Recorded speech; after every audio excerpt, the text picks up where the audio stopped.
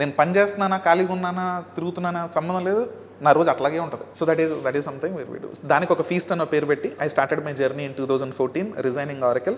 నేను రిజిగ్నేషన్ నిలబెడితే మా డైరెక్టర్ అటు నుంచి మళ్ళీ ఇంకొకసారి ఫైనల్గా కాలిఫోర్నియా వెళ్ళిపోవచ్చు కదా, ఎందుకు నీకు గోల, వంటలో వండుకోవటం ఏంటి, అక్కడికి వెళ్ళిపోతే డాలర్లు వస్తాయి కదా. So I was offered around $1.5 lakh at that time.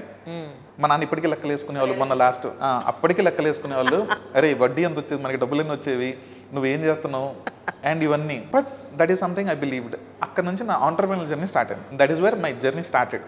Okay. So 2014లో ఫస్ట్ మీరు పెట్టారని అనుకో. ఫీస్ట్ అని పెట్టారు. ఎక్కడండి? Feast is nothing. అది మాకు ఆఫీస్ మాదాపూర్లో ఉండేది.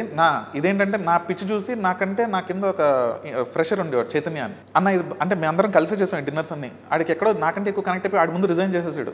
నాకు వద్దన్న జాబ్, అమ్మ మనం ఏంది, మనం బతికేందు, మనం పుట్టిందెందుకు, ఒరే నన్ను భయపెట్టకు, నువ్వు రిజైన్ చేస్తా, నీకు జీతం ఎక్కడ ఇవ్వాలి, ఆఫీస్ లేదు అని. నేను మళ్ళీ ఆరకిల్ ఎదురుగా ఆఫీస్ ఉంటే వాళ్ళని రిక్వెస్ట్ చేసి బాబా ఒక చైర్ ఒక టేబుల్ ఇస్తే, ఇప్పుడు కోవర్కింగ్ స్పేస్ అనే కాన్సెప్ట్ వచ్చింది. అప్పుడు కోవర్కింగ్ స్పేస్ ఏం లేవు. అవును, అప్పుడు లేదు, 10 ఏళ్ల క్రితం లేదు. అవును. సో నా ఆరకిల్ ఎదురుగానే పెడితే నేను 1 రోజు వచ్చి చూసుకోవచ్చు, భోజనం ఉంటే వెళ్ళాలన్నా సరే ఓకే అని చెప్పి ఎదురుగా మాదాపూర్లో ఆఫీస్లో ఒక డెస్క్ తీసుకొని దే వర్ సో కైండ్.